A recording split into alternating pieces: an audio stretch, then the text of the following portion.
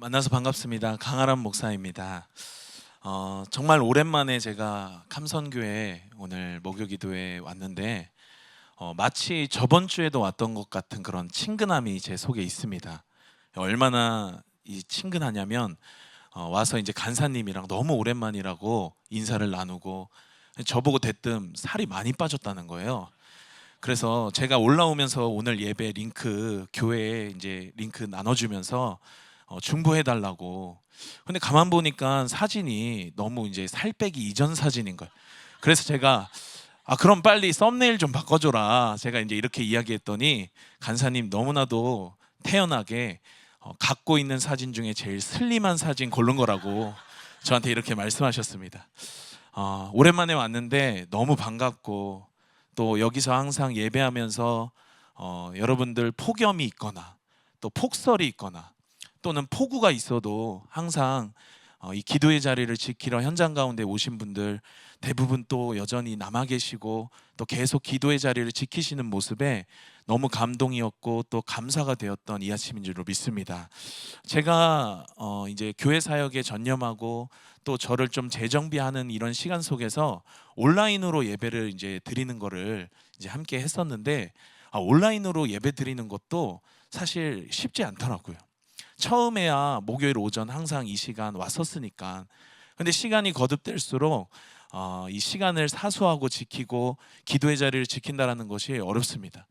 또 제가 이따가도 나누겠지만 한 3주 동안 컨퍼런스 때문에 지구 반대편의 미주 대륙을 제가 갔다 왔었는데 그때에도 이 시차가 다르다 보니까 어쩔 때는 밤 11시에도 하고 어쩔 때는 밤 12시에도 하고 그런데 그 시간을 지킨다는 것이 어렵더라고요. 여러분 오늘 현장에 오신 분들도 너무 귀하고 또 온라인으로 함께하는 모든 기도의 동역자들로 인해서 하나님께서 우리 가운데 놀라운 일을 행하실 줄로 믿습니다. 제가 오늘 또 특히 반가운 거는 우리 오늘 드럼 쳤던 형제가 저랑 예전에 오랫동안 함께 예배팀 했던 형제인데 군복무 때문에 한 2년을 못 하다가 지난달에 이제 전역하고 이제 오늘 이제 복귀를 한 것입니다. 그런데 이 친구랑 재밌는 일화가 하나가 생각이 났어요. 여기 앞에 앉아 있는데 이전에 양평기도원에서 저희 목요기도회 했던 때가 있었습니다. 그때 이제 제가 찬양 인도를 하는데 이 찬양 인도를 하면 인도자가 악기 연주자에게 사인을 주죠. 다음 곡으로 넘어가겠다. 아니면은 키업을 하겠다. 아니면은 처음으로 돌아가겠다. 수신호로 사인을 주는데 제가 이제 한 키를 올리려고 이제 우리가 더 높은 소리로 하나님 찬양하려고 제가 저 친구에게 사인을 줬어요. 저 친구도 저랑 눈이 마주쳤습니다. 그래서 그대로 연주할 줄 알았어요. 그런데 그대로 연주를 안 하는 거예요. 예배가 끝나고 제가 그 친구 찾아가서 왜 아까 나랑 사인 주고받고도 그렇게 쳤냐고 제가 혼내지 않았고 물어봤습니다. 그랬더니 저 친구가 뭐라고 이야기하냐면 그거 키업하는 사인이었냐고. 전 자기는 목사님이 자기 드럼 잘 친다고 칭찬하는 줄 알았대. 좀 어이없었던 일이죠. 근데 여기 오니까 또 오랜만에 만나니까 별 기억들이 다 생각나는 것 같아요. 제가 이 자리를 참 소중하게 여기고 또 귀하게 여깁니다. 얼마나 소중하고 얼마나 귀한지 제가 있었던 그때 그 자리에서 사진을 찍어놨던 것들이 있어요. 우리 사진 한번 보여주시면 네, 이게 처음에 라이트하우스 왔었을 때 2020년도에 제가 제 자리에서 찍었던 사진입니다. 그리고 그 다음 사진 보여주시면 저희 5차 기도회 길 건너에서 할 때 그때 이제 줌으로 함께 많이 참여해 주셨는데 그때 또 제 자리에서 찍은 사진이고 또 마지막 사진은 제가 이제 마지막 예배를 마치고 찍었던 사진입니다. 예쁘게 찍은 것도 아니에요. 여러분들 보시다시피 예쁘게 찍은 것도 아니고 그냥 제 시선이 제가 머물렀던 그 자리에서 그냥 한 장 찍은 것이었습니다. 왜 찍냐면 이 자리를 잊고 싶지 않아서 찍었어요. 근데 특별히 이 자리를 잊고 싶지 않아서라기보다도 그때의 나를 그 자리 가운데 세우신 하나님이 내가 그 자리를 지키며 나아갈 때 하나님이 내게 주셨던 은혜들, 내가 그 자리를 지키며 나아갈 때 하나님이 그 시즌에 내게 말씀하셨던 말씀들, 그것들을 제가 잊고 싶지 않아서 사진을 찍었던 것 같습니다. 제 성향이 그런 것 같아요. 기억하려고 하는 거, 기억하려고 하는 게 제 성향인 것 같습니다. 어느 날 아내가 저한테 와서 그럽니다. 나 여기 멍들었는데 여기 어디서 멍들었지? 그러면 제가 어디 봐봐. 그럼 아내가 와서 멍든 데를 보여주죠. 그러면 제가 그 멍을 꽉 눌러요. 그러면 어떻겠습니까? 멍이 들은 곳을 누르니까 아프겠죠. 그럼 제가 동시에 묻습니다. 지금 이 아픈 거 어디서 그랬어? 아팠던 때가 기억나냐라고 하는 거예요. 그런데 저는 저한테도 그래요. 나 여기 어디서 멍들었지? 눌러봅니다. 교회에서 그때 테이블에 박았었구나. 나 그때 기둥에 부딪혔었지. 그래서 멍들었구나. 제 아이들한테도 그럽니다. 너 여기 어디서 멍들었어? 모른다는 거예요. 일로 와봐. 그러면 아이들이 막 도망을 가죠. 저희 아이들은 아빠에게 멍을 보여주지 않습니다. 그런데 여러분, 제가 이 이야기를 하는 건 뭐냐면 기억한다라고 하는 게 중요한 것 같아요. 오늘도 우리가 하나님 앞에 이 폭염을 뚫고 기도의 자리 가운데 나왔는데, 온라인으로 전 세계 열방에서 하나님 앞에 나아가는데, 특별히 하나님이 내게 어떤 분이신지, 약국에 가니까 거기 만 나이로 나이가 나오더라고요. 36세. 여러분, 36년의 인생 동안 하나님이 내 인생에서 어떤 하나님이셨는지, 또 이 나라 대한민국의 역사를 돌아보면서 대한민국의 하나님은 어떤 분이셨는지 우리가 기억하며 하나님 앞에 이 아침 나아가는 복된 시간 되시기를 예수님의 이름으로 축원합니다. 우리 함께 말씀을 읽겠는데요, 오늘 우리에게 주신 하나님의 말씀은 우리 출애굽기 14장 10절에서 14절 말씀입니다. 출애굽기 14장 10절부터 14절까지 말씀, 우리 함께 한 목소리로 크게 합독하겠습니다. 시작.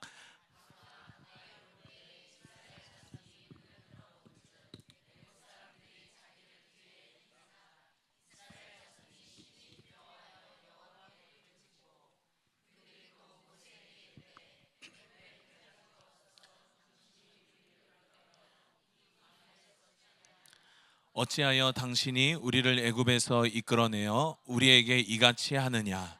우리가 애굽에서 당신에게 이른 말이 이것이 아니냐? 이르기를 우리를 내버려 두라. 우리가 애굽 사람을 섬길 것이라. 애굽 사람을 섬기는 것이 광야에서 죽는 것보다 낫겠노라. 모세가 백성에게 이르되 너희는 두려워하지 말고 가만히 서서 여호와께서 오늘 너희를 위하여 행하시는 구원을 보라. 너희가 오늘 본 애굽 사람을 영원히 다시 보지 아니하리라. 여호와께서 너희를 위하여 싸우시리니 너희는 가만히 있을지니라. 아멘. 네, 우리 오늘 읽은 말씀 가지고 이제 말씀을 좀 나누려고 하는데요, 하나님이 우리를 성장시키실 때 반드시 나타나는 열매들이 있습니다. 그것은 어떤 능력도 아니고 그것은 어떤 기적도 아닙니다. 또 사람들이 부러워하는 어떤 형통이나 성공도 아닙니다. 영적 성장할 때 반드시 나타나는 열매가 있는데, 그게 뭐냐면 오늘 말씀의 제목처럼 여유라고 하는 거예요. 믿음의 여유. 믿음이 자라면 사람의 그릇이 달라져요. 믿음이 자라면 사람의 그릇이 넓어집니다.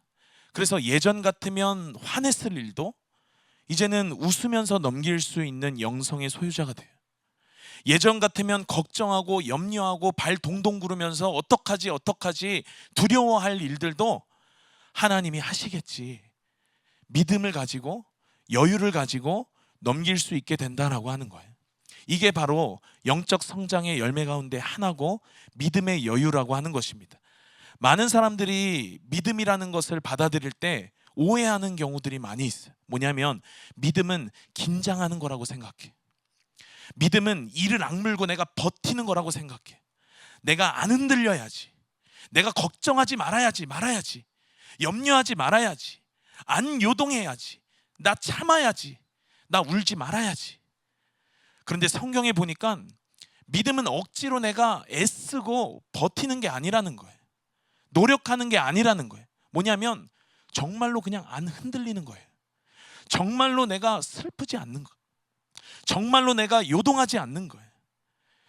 여러분, 억지로 내가 미소 짓는 게 아니라 기쁨이, 내 속에서 샘솟는 기쁨이, 희락이 새어 나오는 것입니다.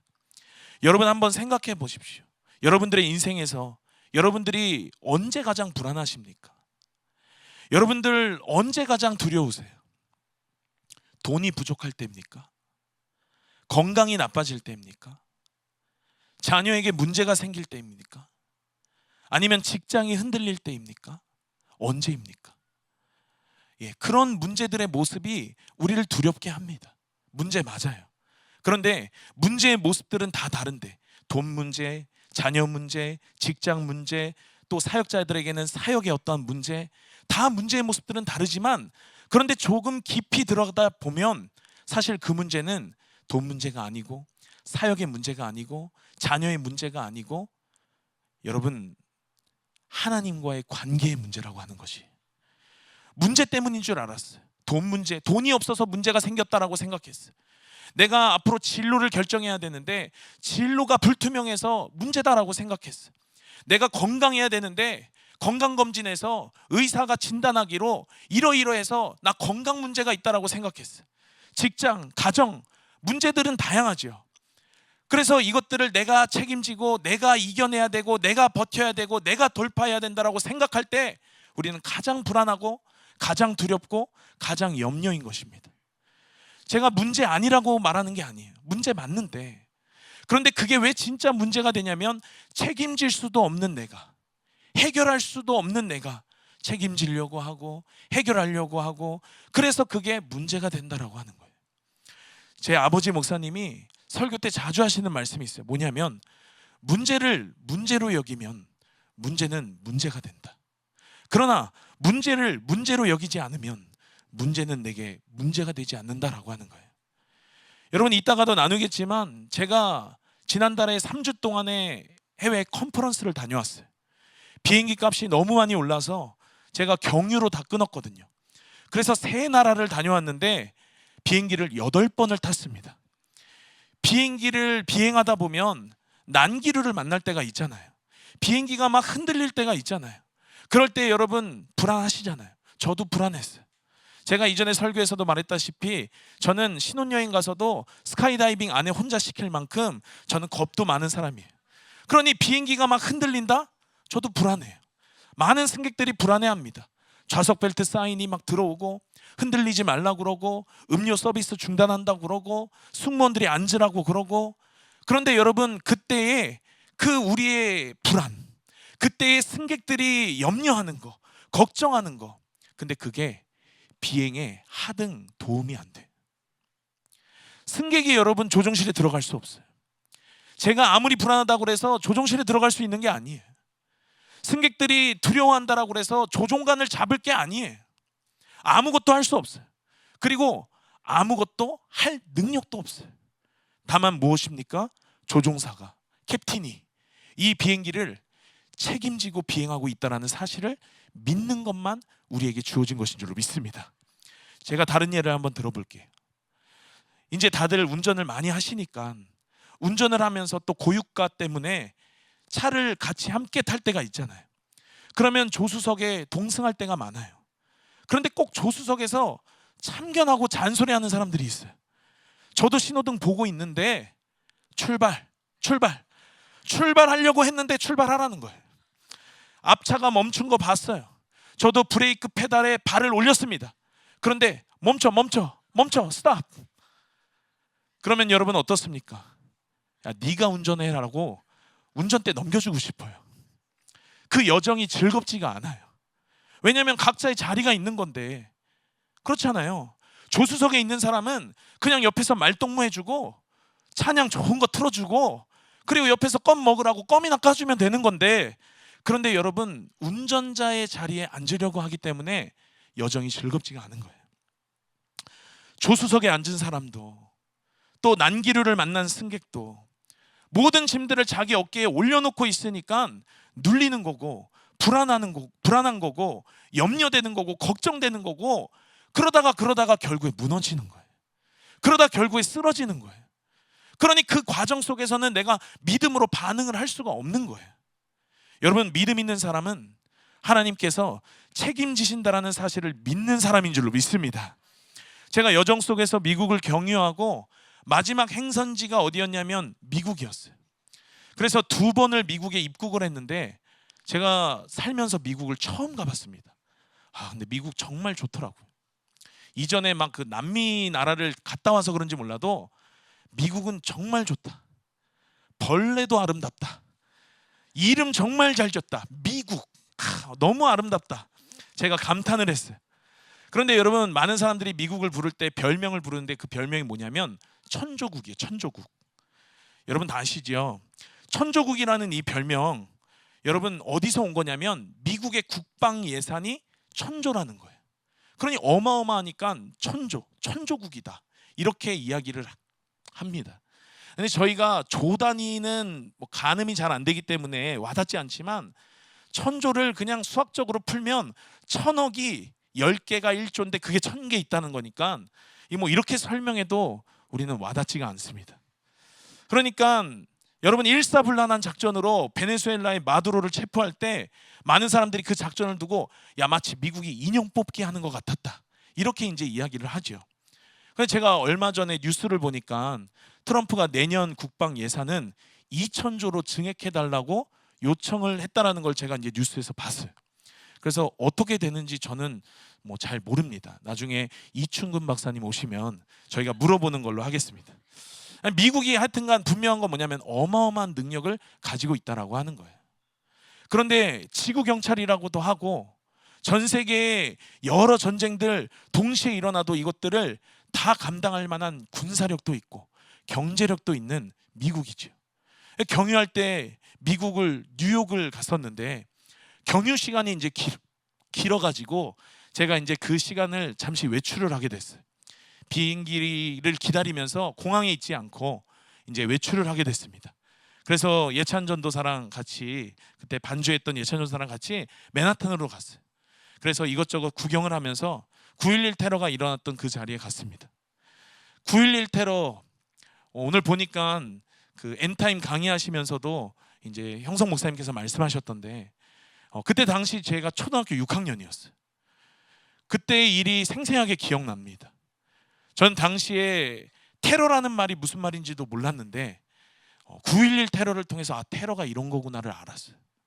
그런데 여러분, 테러 공격 받았다라고 해서 또 지금도 문제가 되고 있는 우크라이나 러시아 전쟁이나 또 이란, 또 중동 지방의 그러한 전쟁들이 계속된다라고 해서 또 앞으로 잠재적인 어떤 전쟁 위험 국가인 대만과 중국의 문제, 또 한반도의 문제, 이것들이 깊어진다라고 해서, 이 문제들이 갈등이 깊어진다라고 해서 미국 끝났다, 미국 망했다, 아무도 그렇게 이야기하지 않습니다. 왜 그렇습니까? 감당할 힘이 있기 때문에 그래요. 감당할 능력이 있기 때문에 그래요.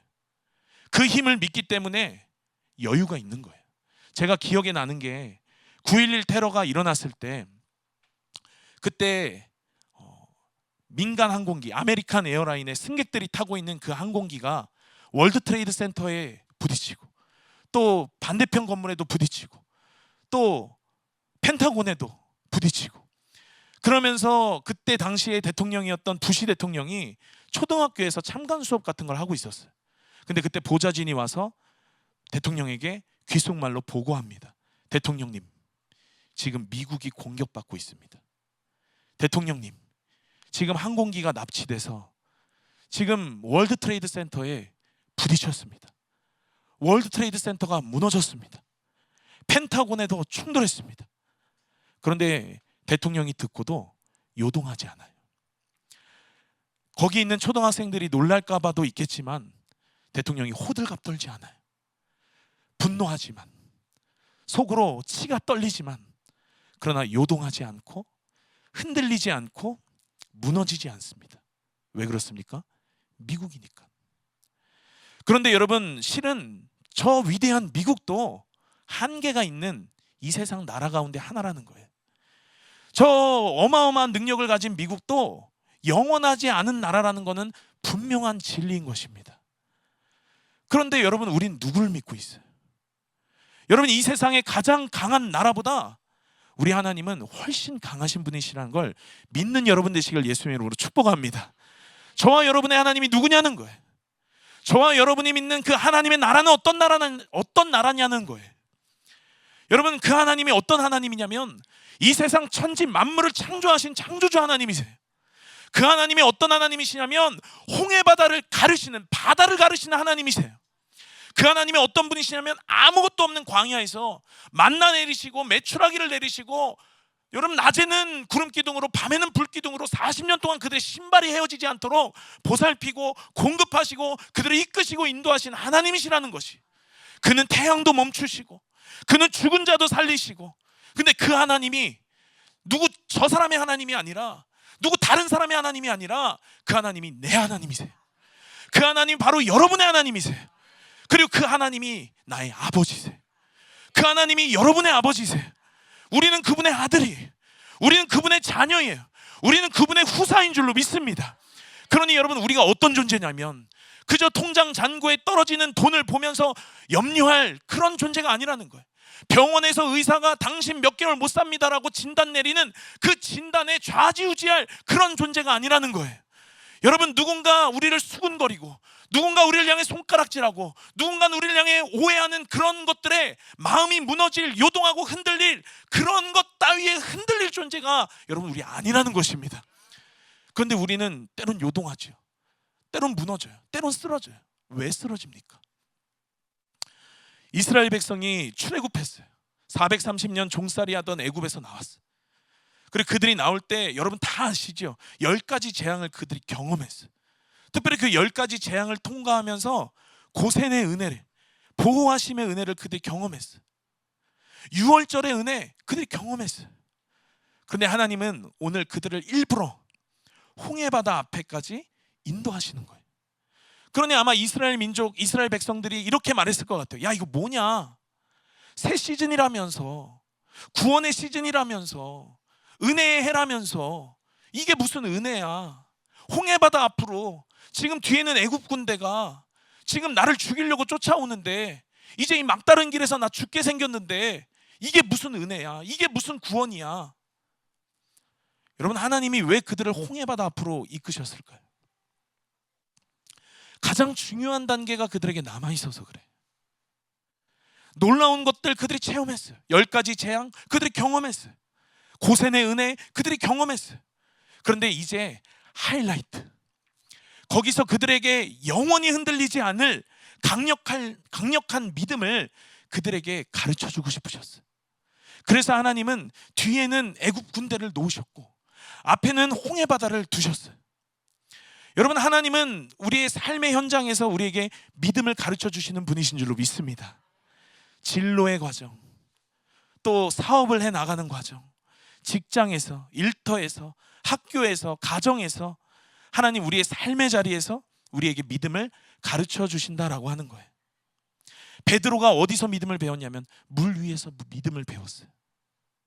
다니엘이 어디서 믿음을 배웠냐면 사자굴에서 믿음을 배웠어요. 세 친구들은 어디서 믿음을 배웠냐면 풀무불 속에서 믿음을 배웠어요. 바울은 감옥에서 믿음을 배웠고 오늘 이스라엘은 홍해 앞에서 믿음을 배우게 되는 것입니다. 하나님이 문제가 없는 그냥 평안하고 그냥 편안한 곳에서 우리의 믿음을 키우지 않는다라는 거예요. 왜냐하면 아무런 문제 없는 곳에선, 아무런 그냥 평안하고 편안한 곳에선 우리의 믿음이 일할 공간이 없어요. 그러나 믿음이 필요한 때 언제입니까? 문제 한가운데 있을 때. 우리의 믿음이 필요할 때 언제입니까? 광야 아무것도 없을 때, 홍해바다 앞에서, 뒤에는 애국 군대 앞에서, 거기서 하나님은 우리의 믿음을 키우시는 줄로 믿습니다. 그러니 여러분, 우리가 홍해바다 앞에 서 있다면 그것은 하나님이 우리를 버리셨거나 아니면 우리를 미워하시거나 하는 증거가 아니라 이제 우리의 믿음의 가장 하이라이트, 우리의 믿음을 가장 강하게 하신다라는 하나님의 의지인 줄로 믿습니다.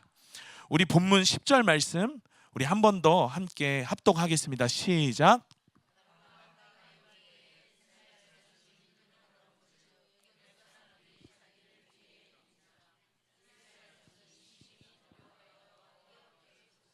네, 말씀 계속 띄워주시면 10절에 보니까 바로가 가까이 올 때 이스라엘 자손이 눈을 들어 본즉이라고 그랬어요.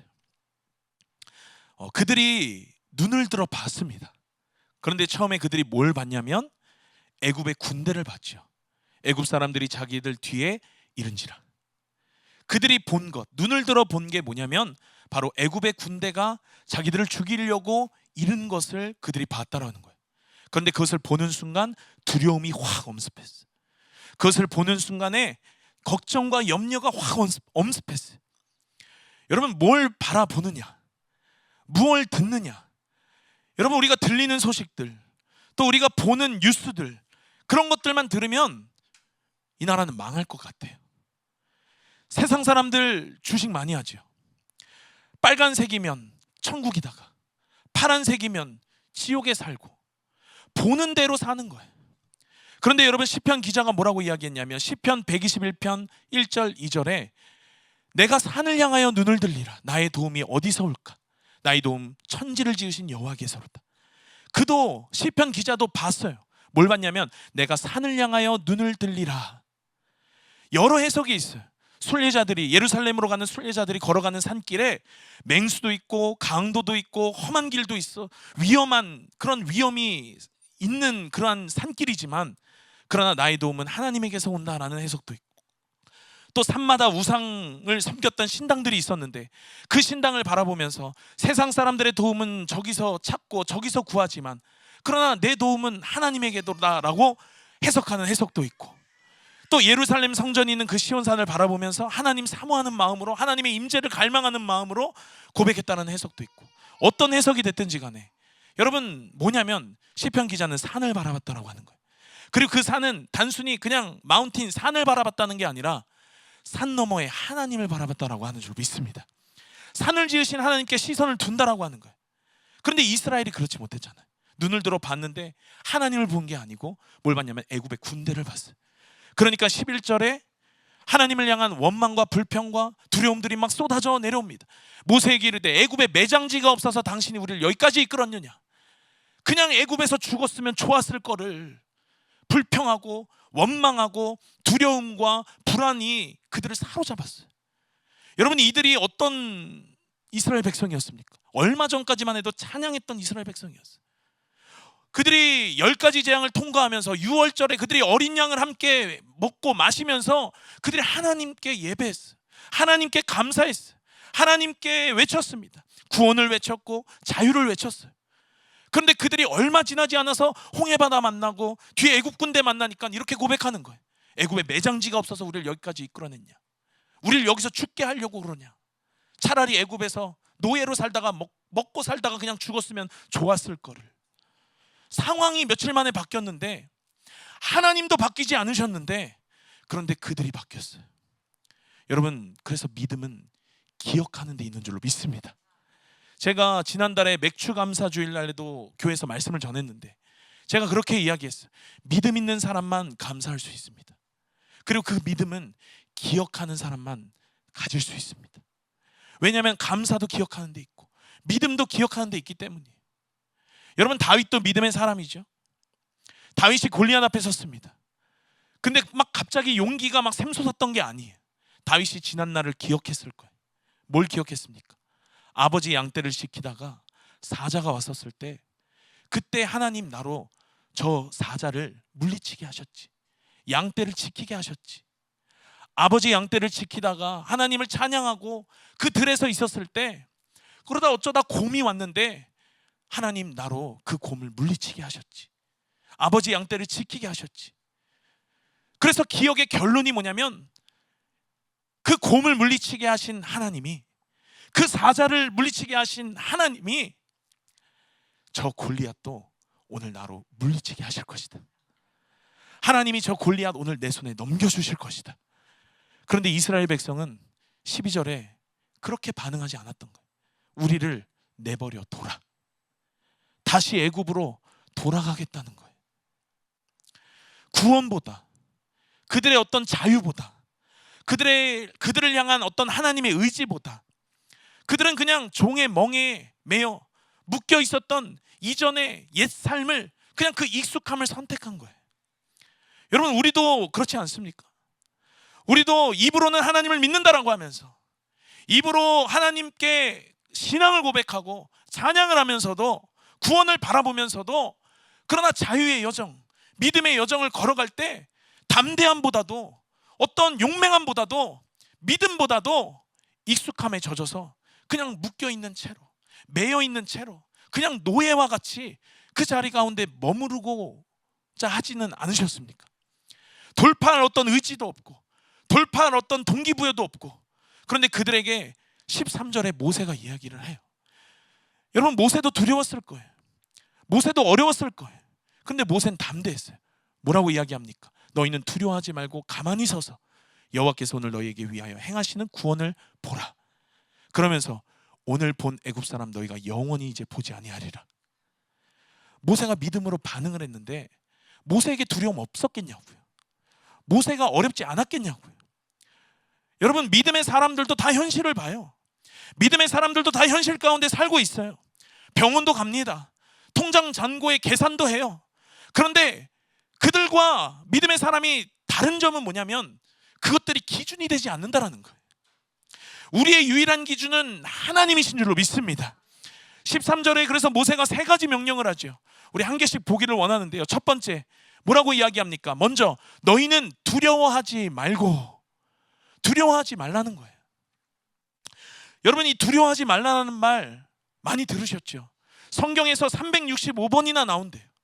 왜 그렇게 하나님 많이 말씀하셨습니까? 똑같은 말 2번 들어도 귀에 딱지가 배기는 것 같고 지겨운데 하나님 365번이나 우리에게 왜 말씀하셨냐고요. 우리 연약함을 너무 잘 아시니까, 우리가 두려워할 걸 너무 잘 아시니까 하나님 말씀하신 거예요. 여러분, 많은 사람들이 정의하기를 두려움은 믿음의 반대말이라고 그래요. 왜냐하면 두려움이 내게 오면 내 속에 믿음이 일할 공간을 사로잡아 버리기 때문에, 내 속에 있는 작은 믿음을 그마저도 마비시켜 버리기 때문에, 그래서 두려움의 반대말은 믿음이다라고 이야기를 해요. 그래서 두려운 사람 여유가 없어요. 두려운 사람, 두려워서 기도 많이 할 것 같죠? 두려우면 기도를 멈추게 해요. 두려움은 하나님의 음성을 듣지 못하게 해요. 두려움은 내 문제를 보게 하고 내 문제에 갇히게 하고 현실만 보게 합니다. 그래서 가장 먼저 이 두려움을 모세를 통해서 하나님 다루시는 거예요. 너희는 두려워하지 말고. 그리고 나서 뭐라고 이야기했어요? 2번째, 가만히 서서, 가만히 서 있으라는 거예요. 여러분, 이 말이 뭐 아무것도 하지 말라는 소리가 아니에요. 우리가 두려움이 엄습할 때, 걱정될 때, 염려될 때, 발 동동 구를 때, 그럴 때 여러분, 우리 어떡합니까? 우리 허둥대잖아요. 마치 패닉에 빠진 사람처럼 우리에게 어떤 문제가 닥치면 우리가 너무 빨리 움직여요. 사람 붙잡고 도움될 만한 사람에게 연락하고 방법을 찾고, 요즘에 AI에게 물어보면 다 대답해 주니까 막 AI에게 물어보고, 하나님에게 물어볼 생각은 하지 않고 AI에게 물어보고 거기서 답을 얻으려고 그래요. 계산기를 두드리고 밤새 인터넷을 뒤지고 정보를 찾고 하나님 빼고 다 하려고 그래. 내가 움직이면, 내가 반응하면. 그런데 하나님 그런 우리의 성향을 아시고 뭐라고 2번째 이야기하시냐면 가만히 서서라고 이야기하는 거예요. 너 움직이지 말라는 거예요. 너가 반응하지 말라는 거예요. 또 이 문제, 아까 그 비행기에 난기류 만난 승객처럼 네가 네 힘으로 해결할 수도 없을 뿐더러 해결하려고 하지 말라는 거예요. 그리고 나서 3번째, 여호와께서 행하시는 구원을 보라. 보라는 거예요. 이전에도 그들이 안 본 건 아니잖아요. 눈을 들어 봤잖아요. 그런데 이전에는 애굽 군대를 봤어요. 그런데 이제는 뭘 보라고 이야기하냐면 하나님의 구원을 보라. 같은 상황이었어요.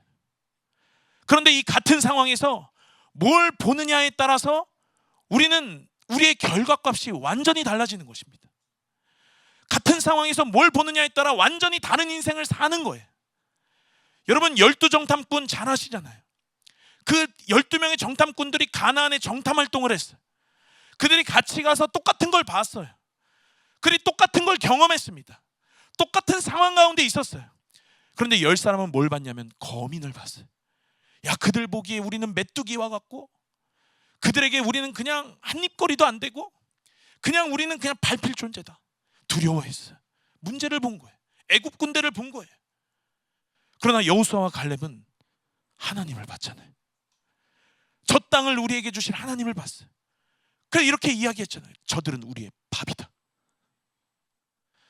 여러분, 그들이 본 게 같았는데, 그들이 처한 상황이 같았는데, 그들의 환경이 같았는데, 그런데 그들의 고백이 달랐어요.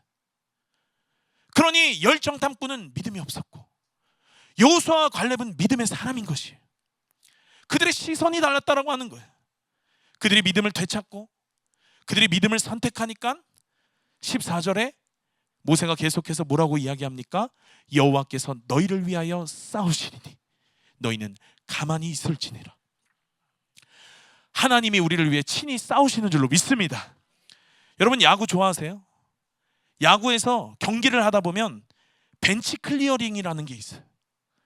벤치 클리어링이 뭐냐면, 경기를 하다가 막 몸에 맞추거나 그러면 시시비비가 붙어서 내 팀원과 상대 팀원이 다 그라운드에 뛰어나와서 주전 선수나 후보 선수나 할 것 없이 막 뒤엉켜서 싸우거나 아니면 막 그 문제의 당사자들을 뜯어 말리거나 하여간 다 뛰어나와서 저렇게 그라운드에 쏟아져 나오는 게 벤치 클리어링이에요.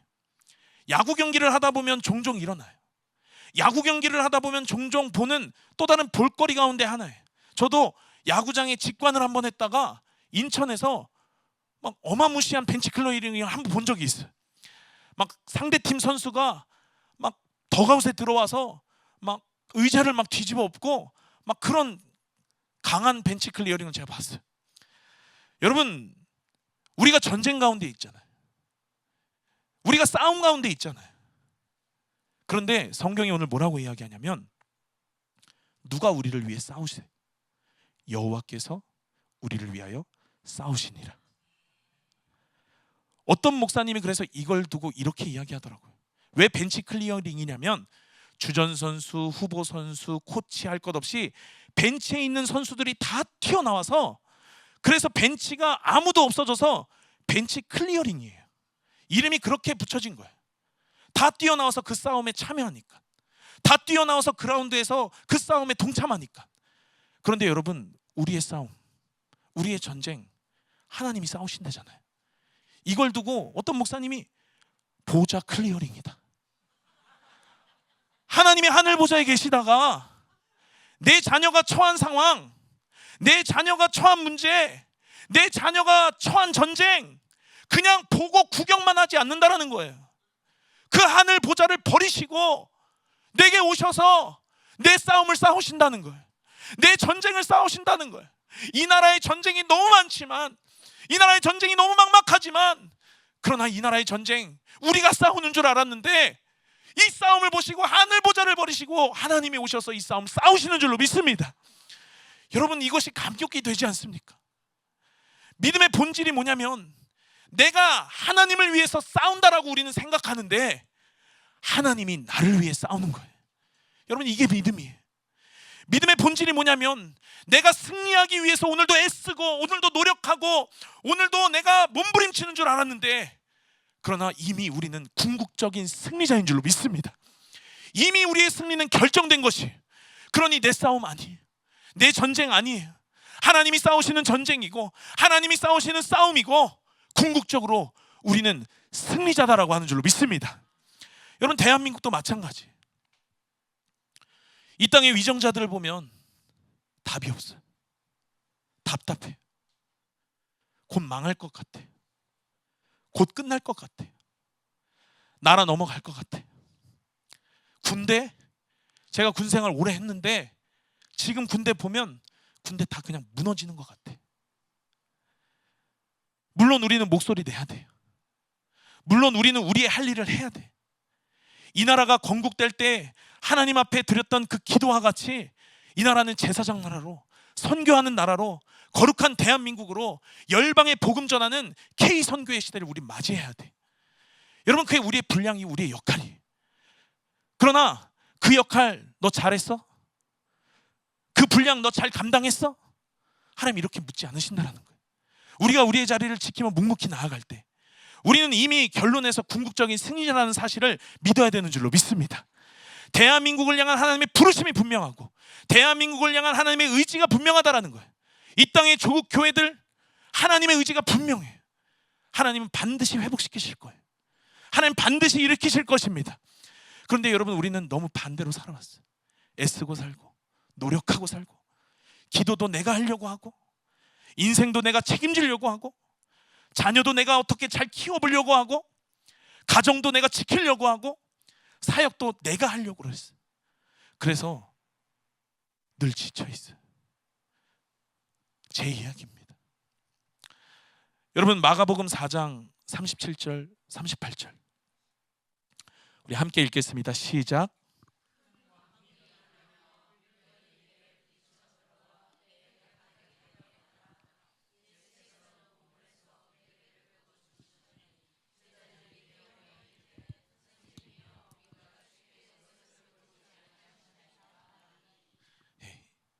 배 안에 물이 들어오고 풍랑이 일고 파도가 치고, 그런 상황 가운데서도 제자들이 예수님이 주무시고 계시니까 가서 뭐라고 이야기하냐면, 우리가 죽게 된 거를 돌보지 아니하십니까?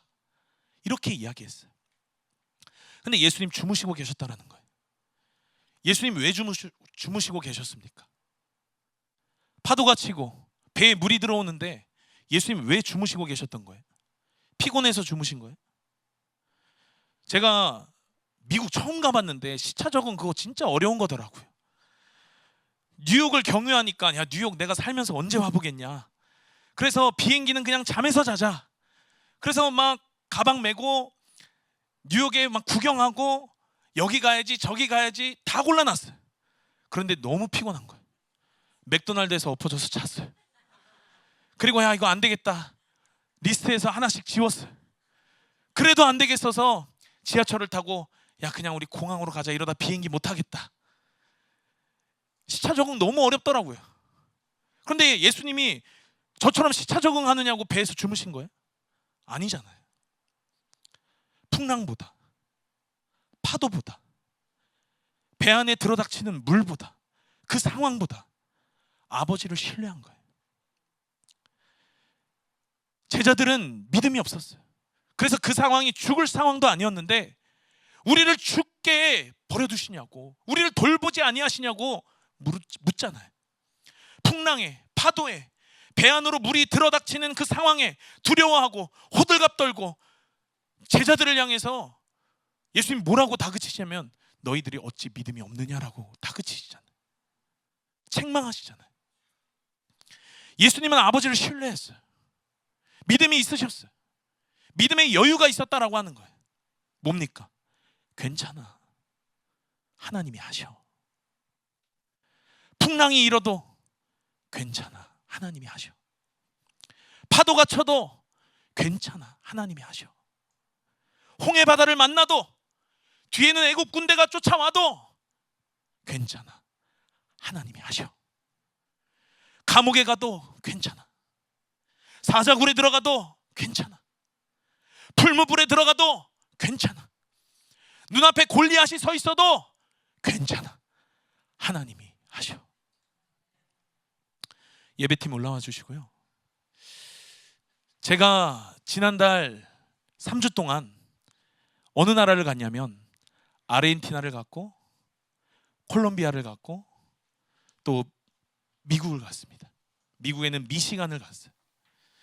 저희 교회가 소속된 교회 연합회에서 하는 컨퍼런스를 참여하고자 갔습니다. 그 3주 동안의 컨퍼런스를 참여하면서, 야, 하나님이 지구 반대편에서도 하나님 이렇게 일하고 계시는구나. 이제까지 일하고 계셨고 지금도 일하고 계시고 앞으로도 일하실 것이구나. 마지막 때에 하나님 남은 자들을 지금 깨우시고 계시구나. 하나님 마지막 때에 하나님의 오실 길을 예비할 두 증인의 사역을 감당할 교회들을 일으키고 계시는구나. 아르헨티나 갔더니요, 라틴 아메리카 중에서 가장 유대인이 많은 나라래요. 그들을 하나님이 만나주시는 현장이 있었어요. 심지어는요, 컨퍼런스가 열리는 그 호텔, 작은 호텔이었는데 그 지하에서 저희들이 컨퍼런스를 했는데, 그 컨퍼런스 소리를 듣고 찬양을 듣고 말씀을 듣고 기도 소리를 듣고 1층에 있던 호텔 직원들도 그 컨퍼런스에 와서 함께 예배했어요. 작은 부흥이었어요. 그런데 보니까 그들은 이미 부흥을 경험한 나라더라고요. 1980년대, 아마 아시는 분들 아실 텐데, 아나콘디아 목사님, 한국에서도 2000년에 집회를 했다라고 제가 알고 있습니다. 그때 그 땅에 부흥이 있었어요. 콜롬비아로 넘어갔습니다. 콜롬비아에서 컨퍼런스도 강력했어요. 콜롬비아, 우리나라 6.25 전쟁 때 파병한 국가였어요. 그런데 그 파병한 숫자에 비해서 정말 많은 전사자가 있었어요. 왜냐하면 콜롬비아는 그 사람들은 용맹한 사람들이었어요. 두려움이 없는 사람들이었어요. 그래서 지구 반대편, 정 반대편에 있는 이 작은 대한민국에 와서 우리의 자유를 위해서 그들이 싸웠고 피 흘렸어요. 그런데 이제는 영적인 피 흘림을 각오하고 저희 팀이 그 콜롬비아로 갔습니다. 거기서 컨퍼런스도 강력했어요. 미국에서도 하나님이 은혜를 부어주셨어요. 모든 섞여버린 진리들, 모든 혼합된 진리들, 초대교회의 진리들을 다시 하나님 회복시키셨어요. 그 초대교회의 진리가 회복되니까 초대교회의 영광이 회복됐어요. 초대교회의 능력이 회복됐어요. 그러한 것들을 경험하고 오는 시간이었어요. 어마어마한 시간을 마치고 주일 새벽에 다시 한국 땅을 밟았어요. 제가 오자마자 이 은혜를 교회 청년들과 함께 나누고 싶어서 함께 말씀을 전했고, 점심을 먹고도 이 받은 은혜들을 더 나누고 싶어서 청년들과 함께 손을 잡고 기도했어요. 이 은혜들이 계속 흘러가기를 원했어요.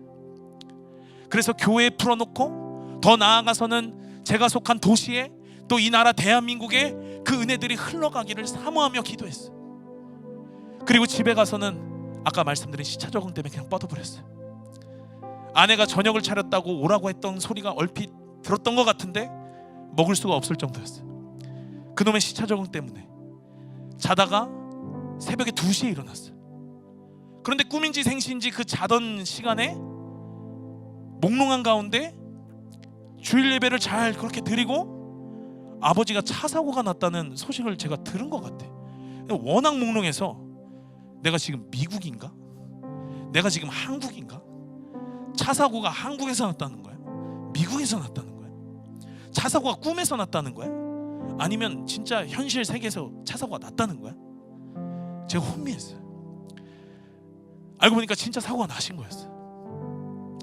그리고 그 주말 동안에, 제가 오던 그 주말 동안에 저희 집 셋째 돌도 안 된 그 아기가 이유가 알 수 없는 고열에 시달렸어요. 그래서 월요일날 새벽 2시에 뜬 눈으로 밤을 다 지새우고 밤에 아이의 해열제를 먹이고 막 그러다가 아침에 병원이 오픈하자마자 병원을 달려갔어요.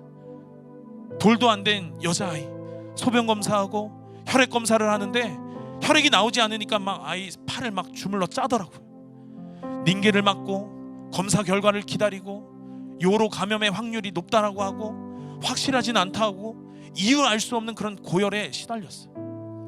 그렇게 월요일이 다 지나가는데 그날 저녁에 아내가 넷째를 임신 중이었거든요. 그런데 아내한테 출혈이 시작됐어요. 다음날 화요일 날에는 산부인과가 오픈하자마자 달려갔어요. 가서 진료를 보고 유산 방지 주사를 맞았어요. 이런 일이 처음이었어요. 아기를 셋을 낳는데 넷째 처음이었어요. 그래서 주사를 맞으면서 아내가 간호사에게 물어봤어요. 이런 일이 흔하나요? 흔하죠. 간호사는 아무렇지 않게 이야기했어요. 그리고 그날 저는 교회 사택에 있기 때문에 교회의 어떤 일 때문에 그 사택을 비워줘야 되는 일이 있었어요. 대략적인 짐들 정리하고, 그래 교회에서 오늘 하루 자자, 수련회다 생각하고 교회에서 아내랑 같이 자려고 그랬어요. 교회가 우리가 생각하는 어떤 숙박할 수 있는 그런 교회가 아니라 그냥 아파트 상가 건물이에요. 사실 잠을 자거나 있기에는 많이 열악한 환경이에요. 그래도 다행히 첫째 둘째는 할머니네서 거둬주셨어요. 그래서 아내랑 또 돌 안 된 아기랑 일찍이 잘 준비를 하고 교회에 와서 청년들과 함께 저녁 기도회를 마쳤어요. 그런데 그 교회 건물에 갑자기 물이 안 나오는 거예요. 이랬던 적이 없는데 하필 오늘 아파트 단지에 있으니까 아파트가 전체 단수인가? 확인했는데 단수도 아니에요. 경비실에 갔어요. 경비실도 물이 잘 나와요. 그런데 이 교회 건물만 물이 안 나와요. 한참을 제가 씨름했어요. 수도꼭지를 만졌다가 밸브를 잠궜다가 열었다가. 기도회를 마친 청년이 하나 와서 자기가 화장실에 볼일을 봤는데 물이 안 내려간다는 거예요. 나보고 어떡하라고. 그랬더니 옆에서 자기도 막 화장실이 막 마렵다는 거예요. 그러더니 이 불 본 친구가 눈치도 없이 그럼 이 형 이렇게 된 거 내가 한 대다 할래? 막 이러는 거예요. 그러니까 막 저는 막 미치겠는 거예요. 한참을 씨름했어요. 한참을 어떻게 하려고 했지만 문제가 해결되지가 않았어요. 그래서 그냥 아내와 또 셋째 아이와 함께 우리도 그냥 할머니네 가서 자자. 짐을 다시 바리바리 쌌어요. 그리고 할머니네 갔어요. 수요일 날 계속 출혈이 있었어요. 산부인과에 갔어요. 이번엔 좀 어렵겠습니다. 유산이 진행 중이라는 답변을 받았어요. 교회에 와서 기도했어요. 눈물이 났어요. 조금이라도 가능성이 있으면 하나님이 그 가능성을 사용해 주시길 바랬어요. 확률이 낮지만 하나님은 없는 것 가운데 있는 하나님이신데, 하나님 확률이 낮아도 하나님이 그 확률을 사용해 주시기를 원했어요. 그래서 의사는 그날 그냥 수술 받으라고 권했지만 생명에 관한 일인데 어떻게 기도도 없이 결정을 합니까? 그래서 결정하지 않고 교회에 와서 기도했어요. 수요일 날 오후에 교회가 지자체랑 분쟁권이 하나 있어요. 이게 해결이 돼도 또 다른 어떤 문제가 발생할 수 있다는 걸 또 그날 듣게 됐어요. 목요일 계속되는 출혈과 복통 때문에 금요일까지 우리가 기다리면서 기도하자 우리 아내랑 함께 이야기했는데, 목요일 날 계속 복통, 계속 출혈이 계속돼서 그럼 우리 다른 산부인과 한번 가보자. 다른 산부인과 가면서 제가 속으로 이렇게 기도했어요. 하나님, 저 선택 못하겠습니다. 조금이라도 가능성이 있으면 하나님 그 가능성 사용해 주시고, 지금 이것이 하나님 뜻이 아니라면 하나님 말끔하게 거두어 주세요. 새로운 산부인과에 가서 검사를 받았는데 사실상 유산이다, 아기집이 사라졌다 답변을 받았어요. 그래서 그날 바로 수술해 달라고 했어요. 첫째는 저를 닮은 아들이에요. 둘째는 아내를 닮은 딸이에요. 셋째는 저를 닮은 딸이에요. 그래서 저희는 넷째는 아내를 닮은 아들이기를 바랬어요. 제가 해외에 나가려고 하는 그때 소식을 접했어요. 그래서 너무 기뻤어요. 거기 모인 목사님들, 함께 가는 팀원들에게 임신 소식을 알렸어요. 많이 축하해 주셨어요. 그렇지만 우리의 바람대로 되진 않았어요. 그럼에도 저희는 고백해요. 그럼에도 하나님은 선하십니다. 인간적인 아쉬움이 있지요. 이름도 지어놨어요. 하나님의 섭리, 그분의 뜻, 내 아쉬움보다 우리는 그것을 믿기로 했어요. 그리고 그것을 믿으며 걸어가기로 했어요. 아내가 수술방 들어갈 때 딱 눈물이 나고 이후로는 전 눈물이 나지 않았어요. 저희 어머니도 그렇게 이야기했어요. 다윗이 아들을 위해서 울면서 금식했다. 그러나 아들이 죽고 난 뒤에는 머리에 기름을 바르고 그 음식을 먹고 기뻐했다. 그러니 너희도 그렇게 해라. 어려울 것 같았는데 근데 정말 저희는 그렇게 했어요. 울지 말아야지, 나 참아야지, 나 버텨야지. 참은 거 아니에요. 버틴 거 아니에요. 수술을 받고 아내가 회복하면서 회복실에서 희락이 터졌대요. 막 웃었대요. 기쁠 상황이 아니잖아요. 그런데 기뻤대요. 세상 사람들이 보면, 아마 의료진이 보면 저 사람 충격이 엄청난가 보다, 저 사람 어떻게 됐나 보다 할 거예요. 정신 나갔나 보다 할 거예요. 근데 그러면서 아내가 집에 오는 길에 저한테 이렇게 이야기하더라고요. 아마 다윗도 노력하지 않았을 거야. 아마 다윗도 애쓰지 않았을 거야. 하나님이 기름 부어주시는 그 기름 부으심 속에서 자연스럽게 그가 그렇게 했을 거야. 상가수도 그 이후로도 계속해서 문제를 일으켜요. 여러분, 금요일날 나이 30도 안 된 저희 교회가 전교인 다 합쳐도 50명이 안 되거든요. 진짜 조그맣죠. 그 가운데 청년이니까 여러분 얼마나 조그만 교회예요. 그런데 그 작은 청년 공동체에서 나이 30도 안 된 남자 청년 하나가 암 진단을 받았어요.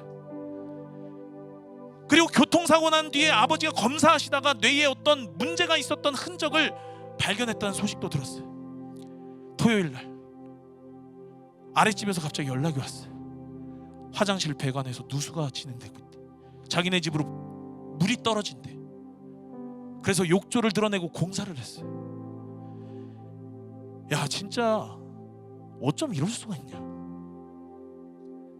그 한 주를 제가 지난달에 살면서 야, 어떻게 이럴 수가 있냐. 어쩜 이렇게 문제들이 첩첩산중으로 날 덮칠 수가 있냐. 동서남북 사방에서 문제들이 저를, 제 가정을, 제 교회를 에워싸는 것 같았어요. 천만인이 저를 에워싸는 것 같았어요.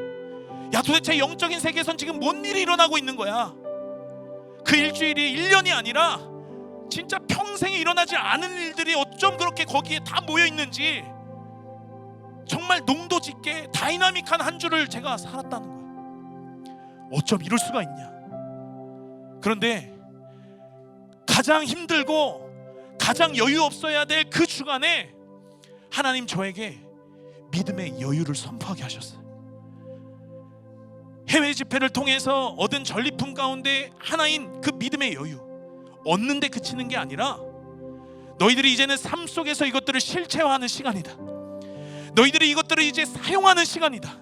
무기를 사도 그 무기를 사용해야지 그 무기가 빛을 발하는 것처럼, 전리품으로 하나님 주신 그 믿음의 여유라는 거, 이제 너희들이 그 가운데 그 믿음의 여유를 선포할 시간이다. 원수들의 공격 있죠. 원수들의 공격 있어요. 그런데 하나님이 허락하신 거예요. 전적으로 이 시간 어렵죠. 고난이죠. 힘들죠. 저에게 힘들고, 저희 가정에 힘들고, 이 교회에 힘들고, 또 국가적으로, 나라적으로 지금 이 시기가 힘들어요. 어려운 시기예요. 우리 마음대로 되지 않아요. 그런데 우리는 하나님의 뜻을 신뢰합니다. 여러분, 죽지 않아요. 여러분, 망하지 않아요. 괜찮아. 하나님이 하셔. 여러분, 대한민국도 마찬가지잖아요. 오늘 제가 서울을 올라오면서 보니까 지난 2월에 상속세 및 증여세법 시행령으로 이제 우리가 선교비 많이 보내는데, 해외 교회 짓거나 해외 교회나 해외 있는 현지 선교 단체에 선교비를 보내는 거, 이것도 이제는 과세를 물겠다. 증여세 과세 대상이 된다라고 하더라고요. 그러니 우리의 작은 물방울들이 모인 이 선교비들을 이스라엘에, 또 북한에, 또 열방에 우리 흘려 보내야 되는 사람들인데, 그 부르심을 가진 나라인데, 그런데 10%, 20%, 30% 거기서 이제 세금 떼겠다는 거예요. 이 나라 K 선교 해야 되는데, 제사장 나라 열방에 복음 전하는 광야에 외치는 자의 소리가 돼야 되는데, 지금 하는 이 모든 것들이, 이 나라의 방향성이 지금 뭐냐면 부르심 반대 방향 아닙니까? 이 나라를 향한 하나님의 뜻이, 의지가 분명한데, 그런데 이 나라가 지금 가고 있는 모든 들리는 소식들이 뭐냐면 그 부르심, 그 뜻 반대 방향 아니냐고요. 부정선거 음모론 취급하더니 이제 확실한 증거들이 나왔는데도 사람들 분노하지 않고 관심도 없고, 아직도 전쟁 중인 이 나라가 마치 종전이라도 된 양 경계태세를 늦추고 사관학교들을 통폐합하고 쿠데타를 일으킬 수 있다는 말도 안 되는 이유로 여러분 이상한 짓거리들을 하고 있잖아요. 군대는 점점 군대답지 못하잖아요. 매일매일 기생충처럼 구렁이 담 넘어가듯이 악법들이 이렇게 우리를 엄습하고 있고 올라오고 있고, 우리는 열심히 반대를 하지만 이 싸움이 너무 힘겨운 싸움 같고 어려운 싸움 같잖아요. 무비자로 중국인들 그냥 제 집인 양 드나들고, 그러니까 경복궁에 막 똥 싸고, 공항에서 막 라인 지키지 않고 줄 서지 않고 그냥 막 달려가다 공항 직원들이 다치고, 뉴스 다 보셨잖아요. 이 나라가 지금 중국인지 한국인지, 이런 망조 같은 소식들, 이런 망조 같은 뉴스들이 매일같이 들리지만, 우리가 진리를 붙잡고 목요기도회에서 우리가 계속 등대처럼, 봉화대처럼 기도의 등불을 밝힌다면, 지핀다면, 하나님이 이 나라 싸우실 때 우린 절대 망하지 않는 것이, 우린 절대 죽지 않는 것이, 우린 절대 지지 않는 것입니다. 괜찮아. 하나님이 하셔. 우리 끝으로 이 말씀 나누고 우리 함께 찬양하기를 원하는데요. 어떤 분이 야구를 보는데 이분이 하나 팬이래. 근데 자기가 경기만 보면 이긴대요. 그래서 제가 너무 궁금했어요. 어떻게 하지? 혹시 하나를 위해서 금식 기도하시나? 그런데 이분 말씀하시는 거 들어보니까 자기는 이긴 경기만 본대요. 그래서 제가 속으로 뭐야, 재미도 없고 감동도 없고.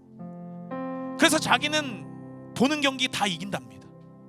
하이라이트를 보면서 1회에 상대팀한테 홈런을 맞아요. 2회에 또 점수를 줘요. 3회에 투수가 잘 못 던져서 계속 볼넷을 줘서 밀어내기로 막 점수를 계속 줘요. 그래서 막 6점, 7점, 8점 차가 나도 절망이 안 된대요. 오히려 신난대요. 야, 이걸 뒤집는다고? 야, 이렇게 지다가 이긴다고? 이거 어떻게 이긴다는 거야? 그러면서 막 하이라이트가 더 재밌어진다는 거예요. 더 기대가 된다는 거예요. 더 신난다는 거예요. 여러분, 우리 이기려고 노력하는 사람들 아니에요. 우리의 존재는 뭐냐면 궁극적인 승리자인 줄로 믿습니다. 그러니 첩첩산중 문제에 문제가 더해지고 그 문제에 문제가 더해져도 괜찮아. 하나님이 하셔. 이걸 이긴다고, 이걸 뒤집어 버린다고 하나님이 하실 일들이 앞으로 너무 기대가 되는 거예요. 우리는 결과를 아는 자들이잖아요. 우리는 결과를 알고 싸우는 자들이잖아요. 세상은 결과 모르니까 불안해해요. 세상은 결과 모르니까 두려워해요. 염려해요. 그러나 우린 결과 알고 싸우는 자들이. 우린 아는 거예요. 오늘 울 수 있어요. 홍해바다 앞에 설 수 있어요. 오늘 병원 갈 수 있어요. 오늘 눈물을 흘릴 수 있어요. 설명할 수 없는 일들이 내 삶을 닥쳐올 수 있어요. 그러나 마지막은 우리 안다는 거예요. 하나님이 이긴다. 교회는 승리한다. 진리는 승리한다. 대한민국은 승리한다. 하나님의 나라는 절대로 무너지지 않는 줄로 믿습니다. 암이스라엘 카이. 여러분, 이 말이 무슨 말이냐면 이스라엘은 여전히 살아있다라고 하는 거예요. 애굽이 망했어요. 바벨론 망했어요. 메데파사 망했어요. 로마가 망했습니다. 그러나 이스라엘은 여전히 살아있는 거예요. 겉으로 볼 때 이스라엘이 망해도 먼저 망했어야 됐어요. 그러나 하나님이 살리십니다. 하나님이 싸우십니다. 우리는 이 궁극적인 승리에 동참한 자들이다라고 하는 거예요. 그러니 믿음의 사람에게는 믿음의 여유가 있어요. 여유를 가져야 된다는 거예요. 믿음이 내 속에서 기능하면 여유가 생겨요. 믿음이 내 속에서 작동하면 여유가 생겨요. 성경 속에 많은 믿음의 사람들처럼 환경을 초월하는 믿음, 상황을 넘어서는 믿음, 우리 이 믿음으로 사는 것입니다. 오직 의인은 믿음으로 말미암아 살리라. 여러분, 2026년 우리 가장 무더운 여름을 지나고 있잖아요. 이제 이 여름이 지나가면 후반전이 시작돼. 하나님 우리에게 이 후반전에 믿음의 여유를 갖기를 원하시는 것 같아요. 아무리 속된 말로 그냥 문제가 막 나를 덮쳐와서 그냥 지랄 같은 그런 상황이다 할지라도 세상이 이해할 수 없는 평안이 우리 가운데 있는 거예요. 환경이 빼앗을 갈 수 없는 담대함이 우리에게 있는 거예요. 문제가 흔들 수 없는 기쁨이 우리 안에 있는 거예요. 그러니 여러분, 우리 이 믿음의 여유를 가지고 나아가야 되는 거예요. 그렇게 믿음의 여정을 우리 함께 걸어가지 않겠습니까? 괜찮아, 하나님이 하셔. 이 고백이 우리의 믿음이 되고, 이 믿음이 우리의 여유가 되고, 이 여유가 환난 가운데서, 고난 가운데서 넉넉히 승리하게 우리를 이끄시는 줄로 믿습니다. 이 믿음의 여유를 가지고 각자의 경주를, 또 여러분의 가정의 경주를, 또 섬기시는 교회의 경주를, 그리고 무엇보다 이 나라 대한민국의 경주의 이 후반전을 우리가 잘 달려가시는 저와 여러분 되시기를 예수의 이름으로 축원합니다.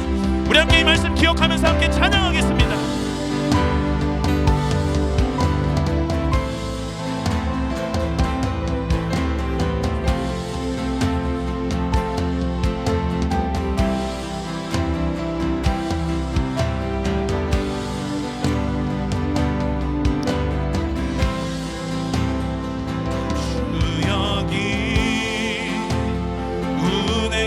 운행하시네 주 경배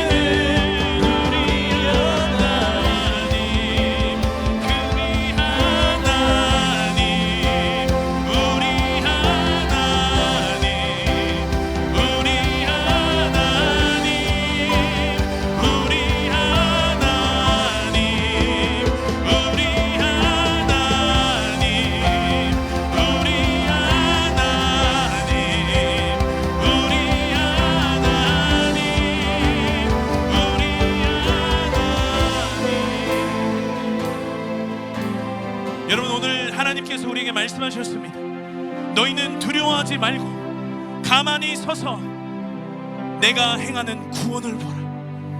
우리를 가장 힘들게 하는 게 여러분 문제가 아니에요. 내가 책임질 수 없는 거 내가 책임지려고 하는 그 마음인 것입니다. 오늘 우리 하나님 앞에서 그 무거운 짐들을 다 내려놓기를 원합니다. 사업도 내려놓고 가정도 내려놓고 자녀도 내려놓고 질병도 미래도 또 이 나라 대한민국도 하나님 앞에 맡겨드립시다. 주님 앞에 우리의 두려움을 내려놓으면서 하나님 앞에 내려드리면서 하나님 앞에 함께 우리가 이렇게 선포했으면 좋겠어요. 하나님, 이제는 내가 붙잡지 않겠습니다. 하나님, 이 싸움 내가 싸우지 않겠습니다. 하나님이 하시옵소서.